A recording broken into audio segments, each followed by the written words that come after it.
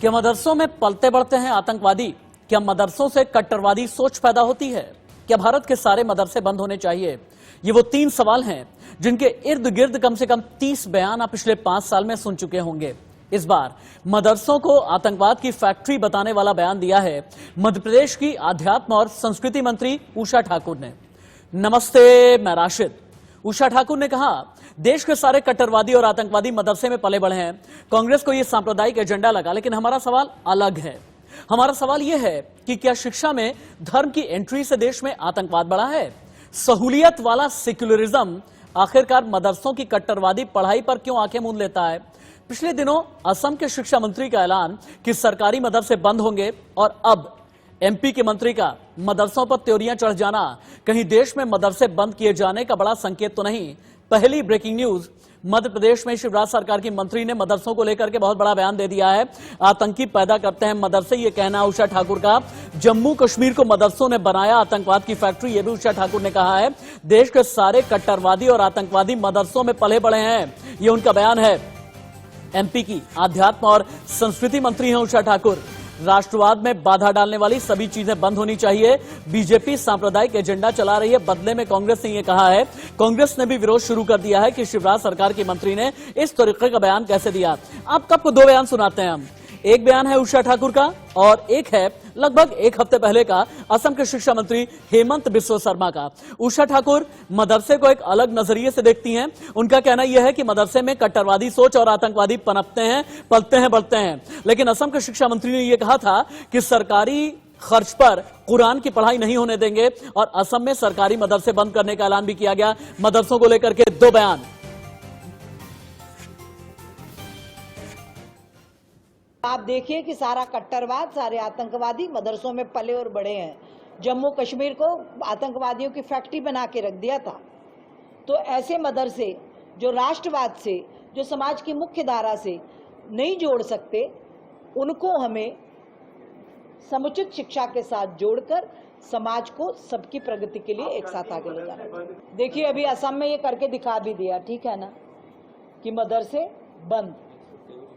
राष्ट्रवाद के बाधा जो भी डालेगा, ऐसी सारी चीजें राष्ट्र हित में बंद होनी चाहिए। Assam has the unique distinction of running madrasa through the government funding. In my opinion, teaching Quran cannot happen with the cost of the government.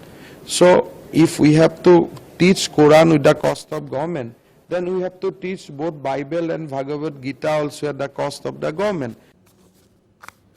मदरसा नाम आतंकवाद काम। मेरे साथ में एक पूरा पैनल जुड़ गया है जिनके जरिए हम वाकई में जानेंगे कि कहीं ऐसा तो नहीं कि हाल के दिनों में बीजेपी के बड़े नेताओं के जितने भी बयान आ रहे हैं, ये बड़ा संकेत तो नहीं कि देश में मदरसे बंद होने वाले हैं। और सभी का टेक क्या है? क्या देश में वाकई में मदरसे बंद होने चाहिए? क्या वाकई में मदरसों में कट्टरवाद, गैर राष्ट्रवाद, आतंकवाद पलता है, बढ़ता है, पनपा करता है? डिबेट को मैं ओपन कर देता हूं। बीजेपी के Rajesh Chaudhary, political analyst Deepak Jha, Haji Mehruddin Rangrez, president United Hindu Front Jai Bhagwan Goyal और स्वामी चकपाणी महाराज मेरे साथ में जुड़े हैं। हाजी मेहरुद्दीन रंगरेज, चूंकि आप इस्लामिक स्कॉलर हैं, इस्लाम के जानकार हैं, मदरसों के बारे में भी आपको अच्छी जानकारी है, मुझे ये बताएं कि वाकई में मदरसे में, जैसा कि उषा ठाकुर ने कहा है, मध्य प्रदेश सरकार की आध्यात्मिक मंत्री है, उनका यह कहना है कि मदरसों में आतंकवादी पलते बढ़ते हैं, मदरसे में कट्टरवाद की सोच पनपा करती है, मदरसों ने ही जम्मू कश्मीर में आतंकवाद की फैक्ट्री खोल करके रखी है। क्या देश में ऐसे मदरसे बंद होने चाहिए या यूं कहें कि सरकारी फंडिंग वाले सारे मदरसे ही बंद होने चाहिए? ये मुझे तो शर्म आ रही है उनके इस बयान पे कि वो उन्होंने अभी तक इस बयान के लिए उन्होंने अपने शब्द या माफी क्यों नहीं मांगी। मदरसे में जो है वो तालीम स्कूल है, एक वो मदरसा, उसमें पढ़ाया जाता है बच्चों को। सबसे पहले देशभक्ति सिखाई जाती है, बाद में इस्लाम सिखाया जाता है। ये सच्चाई है मदरसे की। रही उनकी सोच की, उनके पास अब कहने के लिए तो कुछ है नहीं, क्योंकि वहां पे होने वाले हैं अब उपचुनाव। आप गलत कह रहे हैं, आप गलत कह रहे हैं। मेरी बात सुनिए ना, मेरी बात सुनिए आप।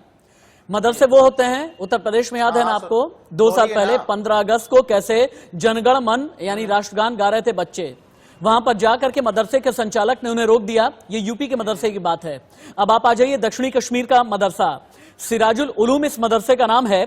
एक मदरसा, तीन टीचर, 13 आतंकवादी, दक्षिण कश्मीर का मदरसा है। और यहां पर कैसे कैसे आतंकवादी पलते बढ़ते हैं, यह संयोग नहीं हो सकता। सज्जाद भट्ट, जुबैर नेंगरू, नाजमीन डार, एजाज अहमद पाल, आतंकवादी यहां पर पलते बढ़ते हैं। ये दक्षिणी कश्मीर का मदरसा है। ये आतंकवाद कभी मदरसे से नहीं पनपता। आतंकवाद का तो बिजनौर के मदरसे में कैसे गोला बारूद, कट्टे, हथियार ये सब कैसे मिले थे पिछले साल? बिजनौर का मदरसा तो याद है ना, बिजनौर का मदरसा, दक्षिणी कश्मीर का मदरसा। मैं सब लोगों के बारे में तो नहीं, अरे राशिद साहब सुनिए, मैं सारे लोगों के बारे में तो अपनी राय नहीं दे सकता। किसकी सोच क्या है। मगर 100% मदरसों में हमेशा तालीम सिखाई जाती है, बच्चों को पढ़ाया जाता है, बताया जाता है ये तुम्हारी देशभक्ति है, ये आपका इस्लाम है। उसमें 22 टाइप क्लास होती है, फर्स्ट, सेकंड, थर्ड, फोर्थ, 5, 6, 7, 8 बच्चे पढ़ते हैं। और वहां से आज देखो जो हिंदुस्तान का नीट का टॉपर है वो भी मुसलमान है। ठीक है। इतने सारे मदरसों की वजह से इतने सारे लोग IAS ऑफिसर बन रहे हैं। ये क्या है? वहां पे कोई एक आतंकवादी कोई बना हो, कोई इनके पास एविडेंस हो, कोई प्रूफ हो तो दिखाओ, बताओ। आप कहते हैं कि मदरसे से IAS और IPS, हाँ ठीक है। हाजी मेहरुद्दीन अंग्रेज, अब ये मत कहिएगा कि इस्लाम खतरे में है। हाजी मेहरुद्दीन अंग्रेज, अब ये मत कहिएगा कि इस्लाम खतरे में है। और ये भी मान लीजिए आप कि दारुल उलूम देवबंद में जो पढ़ाई कराई जाती है ना, दारुल उलूम देवबंद से देवबंदी 2 मदरसे पनपते हैं पाकिस्तान में। और इन्हीं पाकिस्तान के मदरसों के जरिए ही आतंकवादी पैदा किए जाते हैं। तालिबानी मुल्ला उमर भी ऐसे ही दारुल उलूम देवबंद से जुड़ा हुआ मदरसा है पाकिस्तान में, उसके जरिए तालिबानी पनपते हैं और पैदा किए गए हैं। आपका इस्लाम खतरे में होगा, मेरा इस्लाम खतरे में नहीं है। एक बार मैं स्वामी चकपाणी महाराज, रुक जाइए, स्वामी चकपाणी महाराज के पास जाते हैं। स्वामी चकपाणी महाराज के पास जाते हैं। स्वामी चकपाणी महाराज, पूरे भारत में 18 राज्य ऐसे हैं जहां मदरसों को केंद्र सरकार से फंडिंग मिलती है। MP, छत्तीसगढ़, त्रिपुरा, उत्तर प्रदेश जैसे राज्य शामिल हैं। असम ने इस प्रथा पर रोक लगा दी है। आपको लगता नहीं कि वक्त आ गया है कि पूरे देश में ये जो सरकारी फंडिंग कराई जाती है और जिनके जरिए आतंकवादी पलते हैं, पनपते हैं, बढ़ते हैं, इन्हें बंद किया जाना चाहिए? देखिए राशि जी, जिन मदरसों की जिक्र किया आपने और जो किया है, देखिए सवाल इस बात का कि जब अगर जो चावल पकाया जाता है हांडी में ना, तो चावल के सभी दाने को चेक नहीं किया जाता, एक ही दो चावल निकाल के चेक किया जाता है कि पूरा चावल पका है कि नहीं। बिल्कुल तो ठीक बात। इस चीज को बताने में ये काफी मदरसे वो है कि निश्चित रूप से कहीं न कहीं उससे अलगाववादी विचारधारा, आतंकवाद पनप रहा है। क्योंकि जिस प्रकार से हथियारों की जखीरा बरामद होना, किसी पाठशाला में हथियारों की जब जखीरा बरामद होने लगे तो आप उसको क्या कहेंगे? जहाँ पे अनेक राष्ट्र विरोधी भावनाएं जागृत हो जाए, जहाँ पे जनगण मन नहीं गा सकते, वंदे मातरम नहीं गा सकते, तो उसको क्या कहेंगे? ठीक है। और अंग्रेज जी की बात है, हो सकता है एक काम करते हैं, मदरसों के बारे में 3 इंफोग्राफिक मेरी टीम ने तैयार किया है। मेरी रिसर्च टीम ने मदरसों के 3 इंफोग्राफिक तैयार किए हैं। एक बार हम वो दिखाते हैं। इंफोग्राफिक स्टूडियो सभी गेस्ट को लेकर के चलिए ताकि हम ये जान सकें कि मदरसे आखिरकार होते क्या हैं। मदरसों को जाने आप। मदरसे होते हैं इस्लामिक विद्यालय और मदरसों में उर्दू के साथ इस्लामिक धर्म से संबंधित किताबें पढ़ाई जाती हैं। आमतौर पर मदरसों में 2 तरह के कोर्सेज पढ़ाए जाते हैं। पहला होता है हिफ्ज, जिसे करने के बाद उपाधि मिलती है हाफिज की। दूसरा अलीम, जिसे करने के बाद इस्लाम का विद्वान माना जाता है।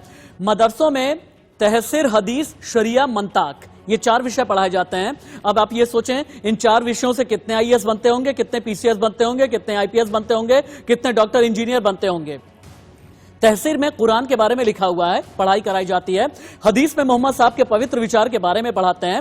शरिया में कानून की पढ़ाई कराई जाती है और मंताक में मुस्लिम धर्म का पढ़ाया जाता है, इतिहास।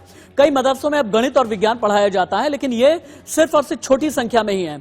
अब भारत में मदरसों के हालात जानने अगर आपको हैं, अगला इंफोग्राफिक चेंज करें, भारत के मदरसों के हालात जानिए आप।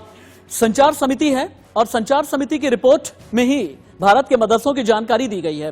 भारत के मुस्लिम मदरसों में अपने बच्चों को पढ़ाने में कोई इंटरेस्ट दिखाते ही नहीं, यह संचार समिति की रिपोर्ट है। भारत में केवल 4% बच्चे ही मदरसों में जाते हैं। मदरसों में गरीब या धार्मिक इस्लामिक परिवार के बच्चे होते हैं और मदरसों में आधुनिक तकनीक के बारे में न सिखाकर सिर्फ धर्म की शिक्षा अधिकतर में दी जाती है। आंकड़ों के मुताबिक भारत में लगभग 1 लाख के आसपास मदरसे हैं, लेकिन 1 लाख में सिर्फ 45 मदरसे ऐसे हैं जहां के हालात अच्छे हैं। 1 लाख में 45 मदरसे। देश का संविधान क्या कहता है ये देखें, उसके बाद डिबेट को फिर से हम ओपन करेंगे। अल्पसंख्यकों को अपने मुताबिक शिक्षा का अधिकार देश का संविधान देता है। संविधान का एक आर्टिकल है, आर्टिकल 30।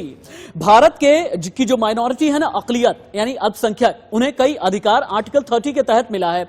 आर्टिकल 30 के मुताबिक अल्पसंख्यकों को भाषाई और शैक्षिक संस्थानों का अधिकार है। आर्टिकल 30 में बिना किसी भेदभाव के सरकार से ग्रांट की मांग का भी हक है। भारत में मदरसे संविधान के आर्टिकल 30 के आधार पर ही चलते हैं और मदरसों में धार्मिक शिक्षा के अलावा गणित और विज्ञान की पढ़ाई भी कराई जा रही है, लेकिन कुछ कुछ मदरसों में। लेकिन मूल रूप से मदरसों का मकसद बच्चों को धर्म के रास्ते पर ले जाना ही है। अब अगर पूरे हिंदुस्तान में सिर्फ 4% बच्चे ही मदरसे में जाते हैं, हाजी मेहरुद्दीन रंगरेज, फिर कैसे कहेंगे आप? IAS IPS अगर ऐसे ही निकालते हैं तो पूरे हिंदुस्तान में सिर्फ 4% बच्चे ही जाते हैं मदरसों में। ऐसा क्यों? इस्लाम खतरे में नहीं होना चाहिए अगर मैं ये सवाल करूं। राशि साहब, ये जो आपने बताया उसमें उर्दू के साथ साथ हिंदी इंग्लिश भी पढ़ाई जाती है। आपने वो बात बताई नहीं।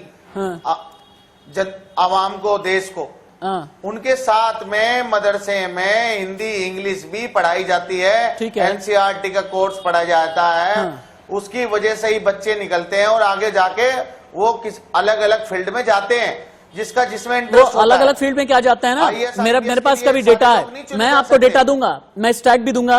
रुक जाइए आप, मैं आगे स्टैट दूंगा, लेकिन डिबेट को मैं एक बार सभी के लिए ओपन कर देना चाहता हूं। राजेश चौधरी भारतीय जनता पार्टी के नेता मेरे साथ में हैं। राजेश चौधरी जी, कभी जहां जहां आपकी सरकारें चल रही है ना, अलग अलग मंत्रियों के जरिए भारतीय जनता पार्टी के कई बयान आ जाते हैं। हालांकि बहुत बार यह भी कह दिया जाता है कि व्यक्तिगत बयान है, जैसा कि उषा ठाकुर ने यह कह दिया है कि मदरसे में आतंकवाद पनपता है। क्या यह बीजेपी का भी स्टैंड है? मेरा पहला सवाल है। अगला सवाल यह है कि अगर बीजेपी की मंत्री, असम के शिक्षा मंत्री मदरसों के खिलाफ अगर बोल रहे हैं, अगर असम में मदरसे सरकारी फंडिंग पर बंद किए जा रहे हैं, तो आपको क्यों नहीं लगता कश्मीर से लेकर के कन्याकुमारी तक जितने भी 1 लाख मदरसे हैं, बीजेपी सरकार इन्हें बंद कराए, संविधान को अमेंड करे। संविधान का आर्टिकल 30 अगर यह कहता है अल्पसंख्यकों को धर्म के हिसाब से मदरसे चला लो, इसे क्यों नहीं ठीक करते आप लोग? देखिए, मेरा कहना यह है, ये कुछ जो बयान आ रहे हैं कुछ बनावटी बयान नहीं है। वो बयान केवल इसलिए आ रहे हैं कि सामने जो घट रहा है, आपने देखा पुलवामा जो हमला, उसका जो मास्टर माइंड था वो तो मदरसे का हुआ व्यक्ति था। देश के अंदर अनेक ऐसे संस्थान हैं जो केवल आतंकवादी बनाने, इनका काम केवल आतंकवाद बनाना है। आपकी आवाज ठीक नहीं आ रही है, आपकी आवाज मैं ठीक करता हूं। एक काम करें, राजेश चौधरी जी की आवाज को फोन के जरिए बाईपास करके मेरे मुझ तक पहुंचाने की कोशिश करें। जैसे ही ये बाईपास हो जाता है मुझे तुरंत इन्फॉर्म करें। जय भगवान जी के पास में चलते हैं। जय भगवान जी, देश का संविधान अधिकार यह देता है कि धर्म के हिसाब से अपने मदरसे चला लो, लेकिन मदरसे में जब आतंकी फैक्ट्री पलने लगे, पनपने लगे, तो फिर आप क्या कहेंगे? अगर मध्य प्रदेश सरकार की मंत्री उषा ठाकुर ने यह बात कही है, आप इत्तेफाक रखते हैं या नहीं?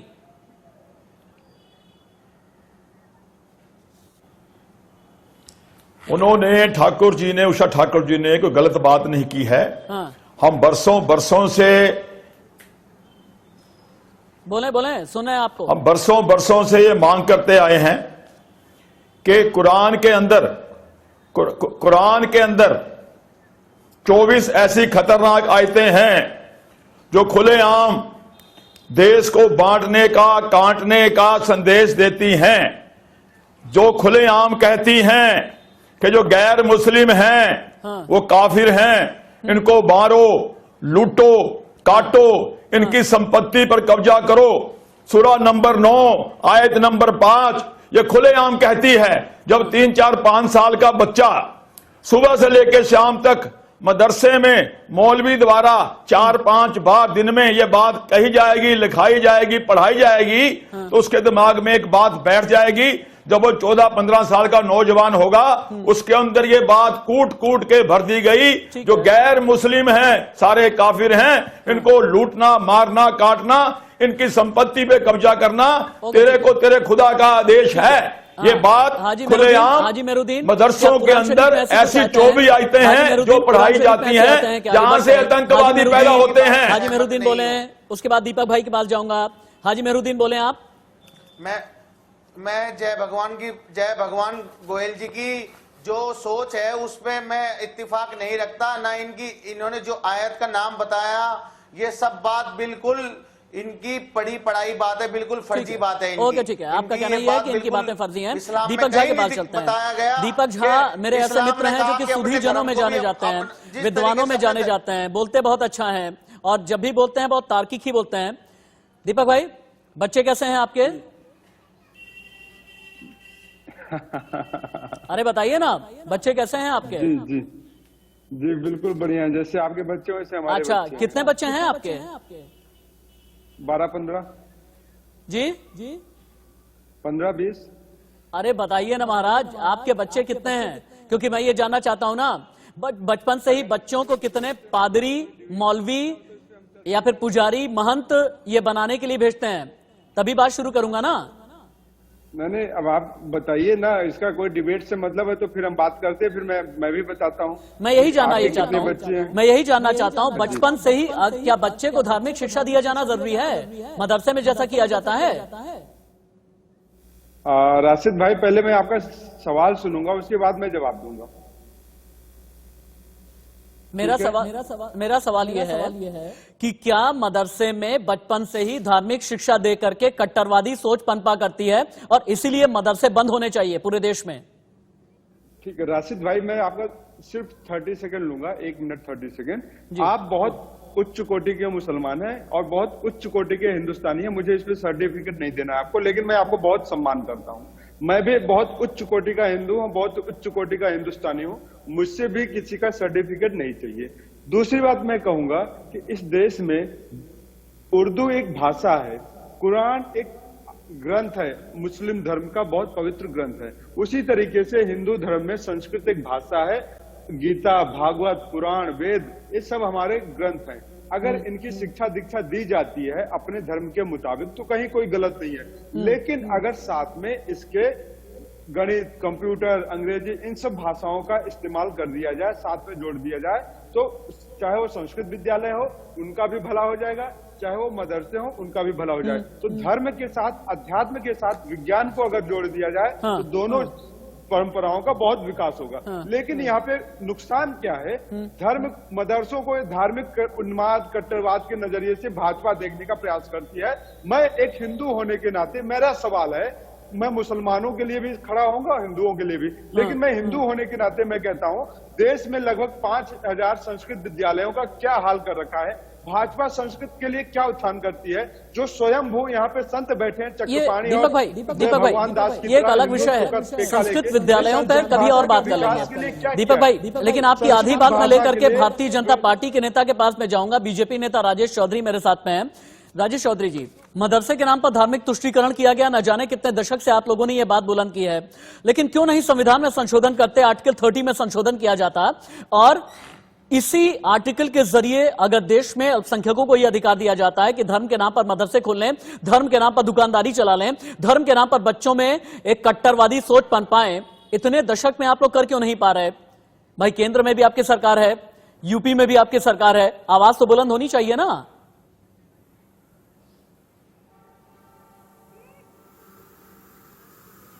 से सहमत हूँ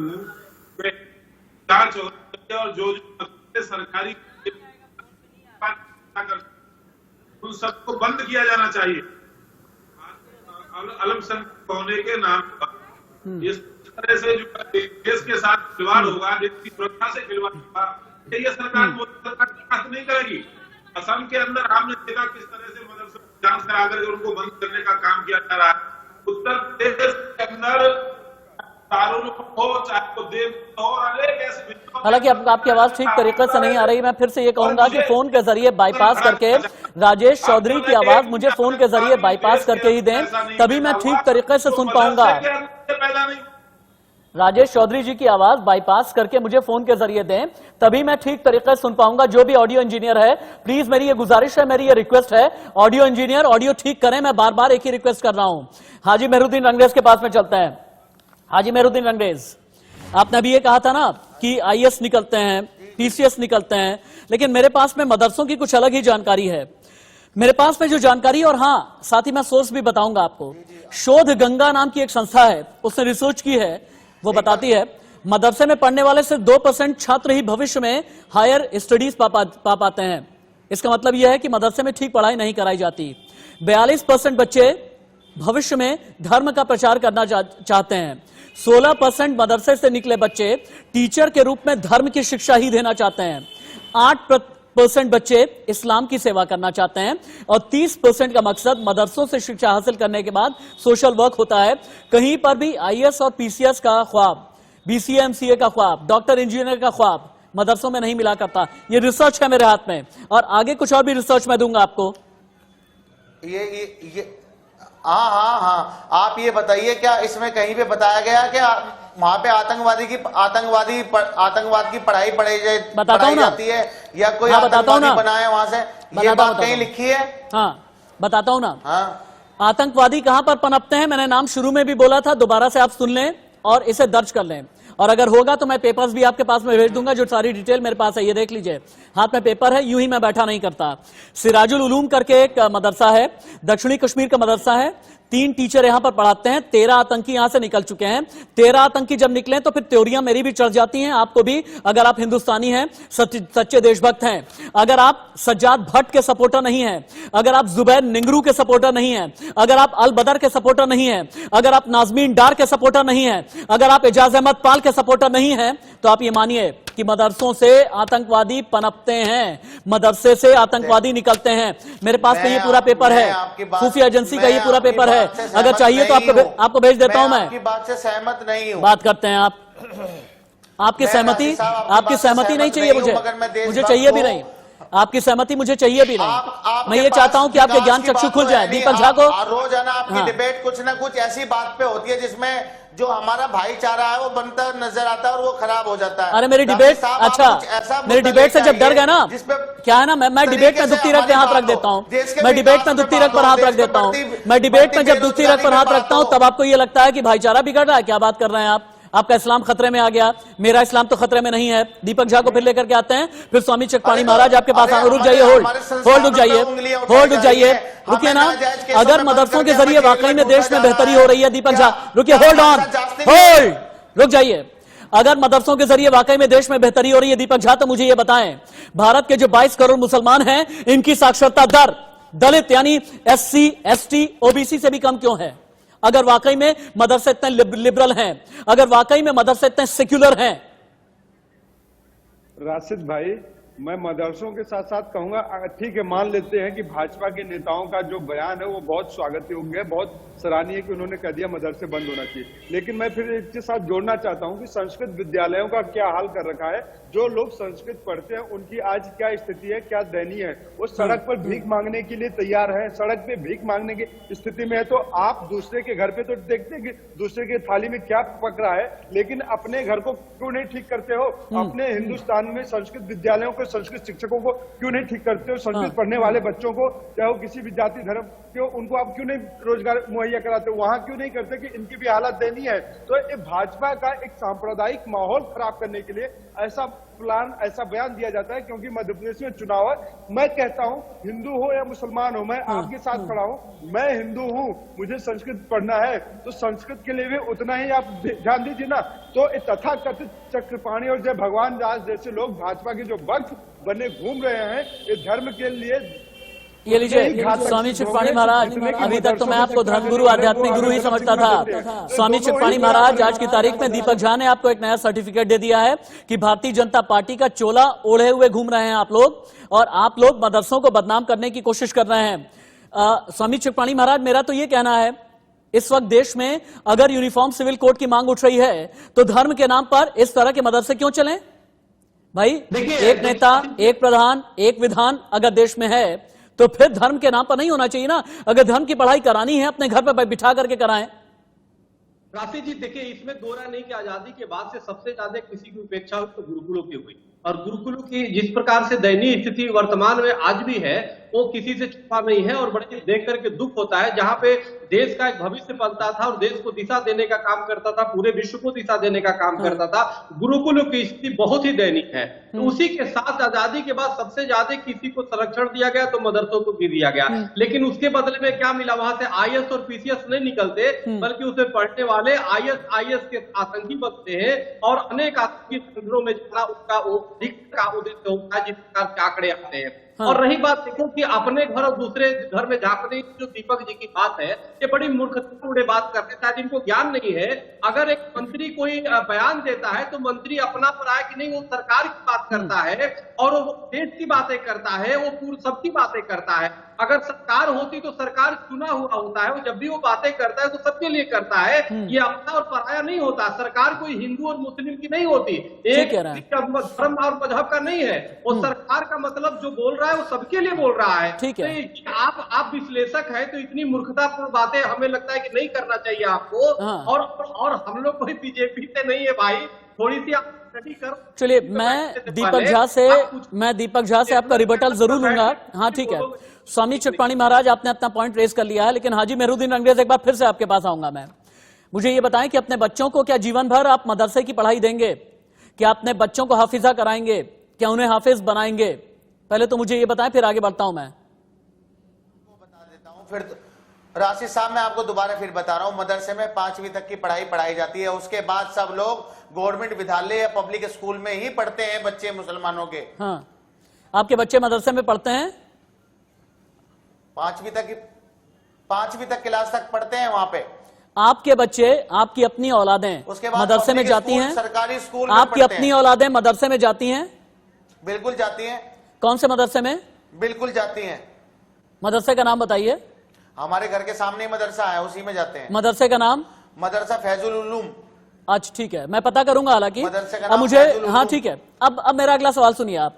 भारत अगर एक धर्मनिरपेक्ष देश है और अपने आप को अगर आप सेक्युलर मानते हैं, तो फिर सरकार के खर्चे पर बच्चे को धार्मिक शिक्षा क्यों दी जानी चाहिए? मेरा पहला सवाल। और अगला यह है, भारत में सभी को अपना धर्म और पूजा पद्धति अगर अपनाने की आजादी है, तो फिर बच्चों से यह आजादी क्यों छीनते हैं आप लोग? अगर धर्म और पूजा पद्धति अपनाने की आजादी बड़ों को है, तो बच्चों से यह आजादी क्यों छीनते हैं? बच्चों से यह आजादी क्यों छीनते हैं?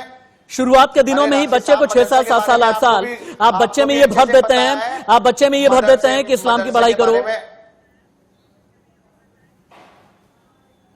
राशिद साहब, आपको भी पता है मदरसे में क्या पढ़ाया जाता है? उसमें पढ़ाया जाता है अपने से छोटों से प्यार करो, बड़ों का अदब करो, सलीका सिखाया जाता है जिंदगी के जीने का। वो जरूरी है बच्चे की जिंदगी में कि क्या है हमारा इस्लाम क्या कहता है। पहले देशभक्ति, वहां पे जनगण मन होता है, वहां पे तिरंगा नहीं, बहुत बार क्या होता है जनगण मन के नाम पे ना, बहुत बार क्या होता है जनगण मन के नाम पर, बहुत बार क्या होता है जनगण मन के नाम पर, वहां से होता है। हाँ, कई बार क्या होता है ना, जनगण मन को रोक दिया जाता है, झंडा फहराया जाता है, तब रोक दिया जाता है। यूपी की तस्वीरें 2 साल पहले की आपको याद होंगी, अगर नहीं याद है तो मैं आपको अपनी लाइब्रेरी से निकलवाता हूं और आपको भेज देता हूं, और फिर आप मुझे बताइएगा। मैं 1 मिनट के लिए रुकता हूं, उसके बाद दीपक भाई के पास चलूंगा। दीपक भाई इंतजार कीजिएगा, दीपक झा जी इंतजार कीजिएगा, क्योंकि मेरे कई सवाल ऐसे होंगे जो शूल सरीखे शायद कई लोगों को चुभेंगे, लेकिन हिंदुस्तानी हूं इसीलिए सवाल करूंगा। मैं 5 हेडलाइन ले लेता हूं, उसके बाद बीजेपी नेता के पास भी जाएंगे। स्वामी चटपाणी महाराज, जय भगवान जी, हाजी मेहरुद्दीन मेरे साथ में बने हुए हैं, लेकिन धर्म के साथ शिक्षा का ये गठजोड़ नहीं चलने देंगे। हां, इतना जरूर है कि किसी मदरसे को सिर्फ आतंकवाद या कट्टरवाद के चश्मे से नहीं देखा जाना चाहिए, यह हमारा मानना है, लेकिन सरकारी फंड पर क्या धर्म की पढ़ाई की जानी चाहिए? और मदरसों को ही बार बार क्यों शक की निगाह से, शक के नजरिए से देखा जाता है? 5 हेडलाइन, डिबेट फिर से ओपन होगी। क्या शिक्षा और धर्म का कोई गठजोड़ है? चूंकि एमपी सरकार की मंत्री ने यह कह दिया है कि धार्मिक पढ़ाई के नाम पर मदरसे में कट्टरवाद पनपा करता है। आध्यात्म मंत्री हैं, सांस्कृतिक मंत्री हैं, नाम है उषा ठाकुर, इसी पर हम बहस कर रहे हैं। एक बार फिर से डिबेट को ओपन कर दीजिए, पैनलिस्ट को एक बार फिर से स्क्रीन पर लेकर के आए। दीपक भाई, मैं कॉन्वेंट स्कूल का पढ़ा हुआ हूं, और जिस स्कूल का पढ़ा हुआ हूं उसका नाम है सेंट पैट्रिक्स। बड़ी अच्छी पढ़ाई मैंने की है, अंग्रेजी की भी, हिंदी की भी, और घर पर मैंने उर्दू और अरबी की भी पढ़ाई की हुई है। मैं उर्दू भी जानता हूं और अरबी भी जानता हूं, लेकिन मैंने घर पर पढ़ाई की है। मुझे एक बात बताएं, कहते हैं कि कॉन्वेंट स्कूल में भी क्रिश्चियंस चलाया करते हैं, और अगर ईसाई चलाते हैं तो वहां पर मुझे कभी भी ऐसा नहीं लगा कि धर्म की पढ़ाई कराई जा रही है, वहां पर कभी भी ऐसा नहीं लगा कि धर्म के नाम पर कट्टरवाद मुझ पर थोपा जा रहा है, वहां पर कभी भी मुझे ऐसा नहीं लगा कि धर्म के नाम पर मुझे बाइबल का ओल्ड टेस्टामेंट या न्यू टेस्टामेंट पढ़ाया जा रहा है। फिर मदरसों में ही ऐसा क्यों? राशिद भाई, आप तो कॉन्वेंट स्कूल के पढ़े हैं, मैं संस्कृत विद्यालय का पढ़ा हुआ हूं, मैंने आचार्य किया है, शास्त्री किया हुआ है। हाँ, संस्कृत से, ज्योतिष से, आयुर्वेद से, योग से मैंने संस्कृत विद्यालय गुरुकुल में बाकायदा जाके पढ़ाई करी है पूरा अपने करियर में। मैं कहता हूं कि पिछले जो धर्म के यहाँ पे बैठे हुए लोग हैं, उस विडंबना को मैंने झेला है कि हमें समाज में जीने के लिए संस्कृत विद्यालयों में पढ़ने के बाद हम क्या करेंगे, कैसे करेंगे, तो उसका इनको कोई चिंता नहीं है। पिछले 15 सालों में मध्य प्रदेश में भाजपा सरकार थी, ये मंत्री कहाँ सो रही थी, ये कहाँ गायब थी, कहाँ पे बिलों में छिपी हुई बैठी थी? शिवराज सिंह चौहान कहाँ थे? उत्तर प्रदेश में योगी सरकार है जो अपने आप को मठाधीश कहते हैं, इनका मठ में चलाने वाले ब्राह्मणों का, संस्कृत पढ़ने वालों का ये लोग शोषण करते हैं, लेकिन उनकी भलाई के लिए नहीं। तो मदरसे, मैं कहता हूं जो छात्र हैं, जो बच्चे हैं, वो भारत का भविष्य है, उनके अंदर ईश्वर का निवास है। चाहे एकदम ठीक कह रहे हैं आप, भारत का भविष्य है वो, लेकिन जहां पर धर्म के नाम पर उन्हें बांट दिया जाए ना, और बचपन में ही धर्म के नाम पर अगर उनके अक्ल में, उनके दिमाग में, उनके मन मस्तिष्क में अगर धर्म ही भर दिया जाए ना, तो देश की एकता और अखंडता पर सीधे तौर पर प्रहार होता है। और जहां पर प्रहार होता है ना, वहीं पर हम ये कहते हैं कि तुष्टीकरण के नाम पर ये मदरसे चला करते हैं। हाजी मेहरुद्दीन को फिर लेकर के आइए। हाजी मेहरुद्दीन, फिर से मेरा आपसे सवाल है, अगली रिसर्च, मेरी रिसर्च टीम ने पूरी तैयारी के साथ आपके सामने बैठने को मुझे बोला है। एनएसओ तो आप जानते होंगे ना, नेशनल स्टैट ऑफिस, आंकड़ों के मुताबिक सुनिएगा, भारत के सिर्फ 48% मुस्लिम छात्र ही 12वीं कक्षा तक की पढ़ाई कर पाते हैं। 12वीं कक्षा से आगे की पढ़ाई सिर्फ 14% मुस्लिम छात्र को नसीब होती है। यानी 70 साल तक जिन सरकारों ने मुसलमानों का तुष्टीकरण किया, अलग अलग कमेटी बनाई, उन्होंने मुसलमानों का कभी भला नहीं किया।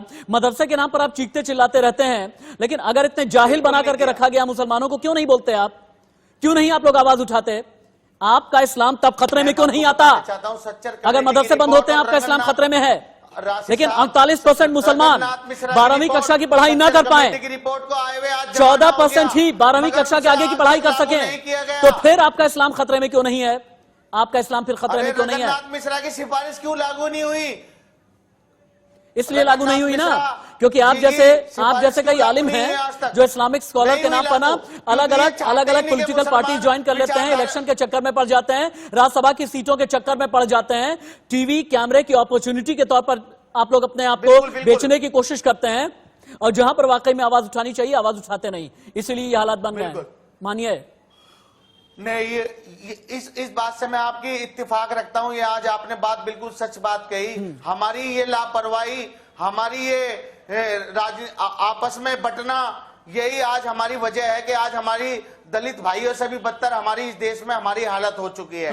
रंगनाथ मिश्रा, इसकी सिफारिश आज तक लागू नहीं हुई हमारे इस देश में। कब की वो रिपोर्ट बनी हुई कि दलितों से भी बदतर आज हालत है देश में भारत की। अब यही लेकर के बोलिएगा तो इस्लाम खतरे में है। भारत अब यही रिपोर्ट लेकर के बोलिएगा कि इस्लाम खतरे में है, आगे से ही बोलिएगा। इस्लाम खतरे में नहीं है, नहीं, इस्लाम खतरे में नहीं है। इस्लाम सबसे सेफ अगर कहीं है तो वो भारत में है। बहुत अच्छा, वाह, इस बात के लिए मैं आपकी तारीफ करूंगा। बहुत अच्छा आपने बोला, इस्लाम कहीं पर अगर पूरी दुनिया में सबसे सेफ है तो ये भारत में है। आपने बहुत अच्छी बात बोली। बीजेपी नेता जुड़ गए हैं क्या मेरे साथ? जुड़े हुए हैं। बीजेपी नेता राजेश चौधरी से मेरा सवाल है। राजेश जी, क्या होता है ना, एक मिनट रुक जाइए ना, राजनीति के दोहरा चरित्र को आईना दिखाने का काम मैं हमेशा ही किया करता हूं और आगे मैं करूंगा भी। अब समझिएगा आप लोग, बीजेपी के बड़े बड़े नेता ये कहते हैं, हालांकि बहुत अच्छी बात है कि असम में सरकारी फंड पर मदरसे बंद हो रहे हैं, लेकिन अगर बीजेपी के बड़े नेता और उषा ठाकुर जैसे मंत्री अगर ये बात बोल रहे हैं कि मदरसे में आतंकवाद पनपा करता है, तो यहीं पर अलग अलग राज्यों में जब बीजेपी की सरकार रही है ना, तो आप लोगों ने भी ध्यान नहीं दिया है। कैसे, मैं बताता हूं आपको, सुनिएगा।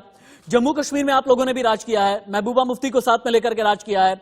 जम्मू कश्मीर में एक है वैष्णो देवी यूनिवर्सिटी, इसे दी जानी थी 7 करोड़ रुपए की ग्रांट, आधी से भी कम अभी तक जारी की गई है। जबकि इसी जम्मू कश्मीर में राजौरी में एक है बाबा गुलाम शाह बादशाह यूनिवर्सिटी, कश्मीर के अवंतीपुरा में है इस्लामिक यूनिवर्सिटी, 20-20 करोड़ की ग्रांट जारी की गई है और 25-25 करोड़ की एडिशनल ग्रांट जारी की गई है। जहां पर आप राज करते हैं, जहां सहूलियत वाला सेक्युलरिज्म आपको नजर आता है, वहां पर कहते हैं कि मदरसे में आतंकी हैं, और जहां सहूलियत वाला सेक्युलरिज्म नहीं नजर आता, वहां पर अपना चश्मा, अपना नजरिया, अपनी सोच, अपने शब्द बदल लेते हैं आप लोग। देखिए, पूरे सिस्टम की जो बात कर रहे हैं, ये हमारे पूर्व की सरकारों द्वारा बनाए हुए सिस्टम है। आज उत्तर प्रदेश की यदि बात करेंगे, योगी सरकार के आने के बाद कितना जोर हम दे रहे हैं, मदरसों का आधुनिकीकरण करिए, उनमें कंप्यूटर की शिक्षा दीजिए, वहां मैथ पढ़ाइए, अंग्रेजी पढ़ाइए, और हमारे मुस्लिम जो भाई हैं उनके बच्चों को पढ़ा लिखा करके बड़े बड़े अधिकारी बनाइए। क्यों नहीं करते ये लोग? ये लोग तो मदरसा चलाने वाले केवल ये चाहते हैं कि वहां से 8 पास करे, 9वीं पास करे, 10वीं पास करे, उसके बाद लेबर में काम करे, इनके यहाँ मजदूरी करे। ये जो डील करते हैं पूरा मुसलमानों के नाम पर, जो मुसलमानों का नेतृत्व करते हैं, इन्होंने ये पाप किया है। क्यों मुसलमानों के अंदर ये सब भ्रांति फैलाई जाती है? क्यों वो सरकारी स्कूल में नहीं जाते, मदरसे में ही क्यों जाइए? और सरकारी एड पर चलने वाले मदरसे तो निश्चित रूप से बंद होने चाहिए, इसमें कोई संदेह नहीं है, क्योंकि भारत का संविधान भी इसकी परमिशन नहीं देता है। दीपक झा जी, दीपक झा के पास जाने से पहले जय भगवान गोयल जी, जय भगवान गोयल जी, आप प्रेसिडेंट हैं यूनाइटेड हिंदू फ्रंट के।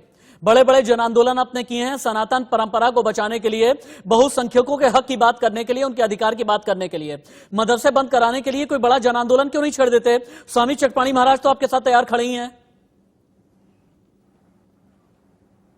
से इस बात की मांग करते रहे हैं। देखिए, हम लोग खुलेआम आतंकवाद पढ़ाया जाता है, ऐसी खतरनाक 24 आयतें हैं। तो ये ग्रंथ है सत्य प्रकाश, स्वामी दयानंद जी का लिखा हुआ, इसमें ये सारी बातें खोल के लिखी गई। इसके खिलाफ मुस्लिम समाज के प्रतिनिधि कोर्ट में गए कि ऐसा कुछ नहीं है, मगर कोर्ट ने इस बात का स्वीकार किया कि जो कुरान में 24 आयतें हैं वो खुलेआम देश को बांटने का, मारने का देश देती है। ये जब तक मदरसों के अंदर ये आयतें पढ़ाई जाती रहेगी,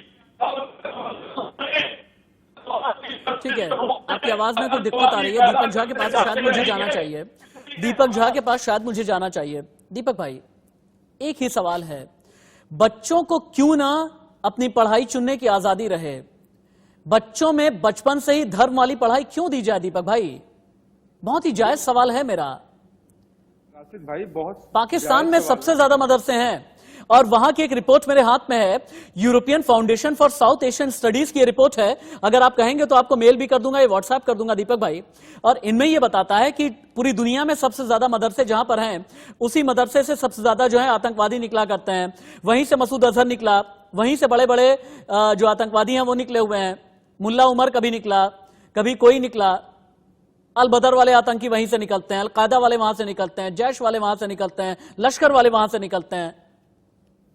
राशिद भाई, हमें अपने देश की तुलना, अपने देश के मुसलमानों की तुलना पाकिस्तान से करना बेमानी होगी, मुझे लगता है। मुझे नहीं लगता कि हम पाकिस्तान से अपने देश के मुसलमानों की तुलना करें। पाकिस्तान से हमारा कोई वास्ता नहीं है, पाकिस्तान मोदी जी को प्रिय हो सकता है। मैं एक बात बोलता हूँ, हमारे शास्त्रों में लिखा हुआ है, हेलो, हाँ बोले, आपको सुनना हो, बिल्कुल सुनना हो, बिल्कुल सुनना हो। एतद् देश प्रसूतस्य सका साक्षात जन्मना स्वम स्वम चरित्रम शिक्षेरन पृथ्व्याम सर्वमानवा। दुनिया के हर व्यक्ति को हम अपने चरित्र से, अपने कर्म से शिक्षा दें, ऐसी भारत की शिक्षा पद्धति होनी चाहिए, चाहे वो हिंदू हो चाहे मुसलमान हो। अगर हिंदू मुसलमान की बात हम करते हैं, हिंदुस्तान की बात करना पड़ेगा, हमें हिंदुस्तान के संविधान की बात करना पड़ेगा, न कुरान की बात करना पड़ेगा, न गीता की बात करना पड़ेगा। और इस देश में रह के अगर कोई कहता है कि हम आतंकवाद फैलाएंगे, हम धर्म का ठेका लेंगे, तो दोनों ही जहरीले हैं इस देश के लिए, चाहे वो चट्टपाणी महाराज हो, चाहे जय भगवान हो, चाहे या मुस्लिम का मौलवी हो। तो इन दोनों के प्रति उतनी ही कठोर कार्यवाही करनी चाहिए सरकारों को, जितनी की एक आतंकवादी के साथ व्यवहार किया जाना चाहिए। क्योंकि धार्मिक उन्माद फैलाना किसी को हमारा संविधान स्वतंत्रता नहीं देता है। तो यहाँ पे बैठ गए हैं यूनाइटेड फ्रंट बना के, हिंदू महासभा बना के, क्या जहर तो बोल रहे हैं, या क्या समाज के लिए अपने लिए ही सिर्फ पाया है, समाज के लिए अपने चरित्र से शिक्षा देना उससे बेहतर कुछ नहीं हो सकता। एक विरोधाभास अब लेकर के आता हूँ। हाँ, एक मिनट रुक जाइए। नहीं, जय भगवान जी, अभी दीपक झा ने बहुत अच्छी बात बोली है। नहीं, जो सही है वो सही है। एक मिनट मेरी बात सुनिए, मेरी आवाज एको हो रही है, इसको ठीक किया जाए। मेरी बात सुनिएगा जय भगवान जी। दीपक झा बहुत ही ज्यादा तार्किक तरीके से अपनी बात रखते हैं। हालांकि दीपक झा के साथ वैचारिक मतभेद मेरा भी हो सकता है, आपका भी हो सकता है, लेकिन अभी दीपक झा ने जो बात कही है ना, बहुत जायज बात कही है। और वाकई में हमें इस पर उनका साधुवाद करना चाहिए और यह कहना चाहिए कि हां, ये इतनी अच्छी बात है और स्वागत योग्य ये बात दीपक झा ने अभी बोली है। आप सभी, ये पूरा पैनल मानेगा। लेकिन एक विरोधाभास भी है। स्वामी चटपाणी, आपके पास आता हूं मैं, क्योंकि ये हम जानते हैं कि राजनीति से बहुत दूरी या बहुत करीबी, दोनों ही चीजें आपकी नहीं है और हैं भी। आप समझ रहे हैं ना मैं क्या कहना चाहता हूं? अब मुझे ये समझाइएगा, अगर अलग अलग सरकारों में, जहां पर भारतीय जनता पार्टी की सरकारें हैं, इस तरह का कदम उठाया जा रहा है कि मदरसों को बंद किया जाना चाहिए, तो फिर भारत सरकार ने मदरसों को लेकर के बड़े बड़े कदम क्यों उठाए? क्यों भारत सरकार की तरफ से यह कहा गया, बल्कि प्रधानमंत्री की तरफ से यह कहा गया, नई मंजिल के नाम से योजना लॉन्च की गई मदरसों के लिए, प्रधानमंत्री की तरफ से यह कहा गया छात्रों के एक हाथ में कुरान जबकि दूसरे में मैं लैपटॉप देखना चाहता हूं। और इसके अलावा भी 2016 से लेकर के अभी तक मदरसों के लिए बहुत काम किया जा रहा है। और तारीफ की काबिल बात तो यह है कि गुजरात में मुख्यमंत्री रहते हुए अभी के मौजूदा हमारे प्रधानमंत्री नरेंद्र मोदी ने मदरसों के लिए बहुत काम करवाया और बहुत बेहतर काम करवाया।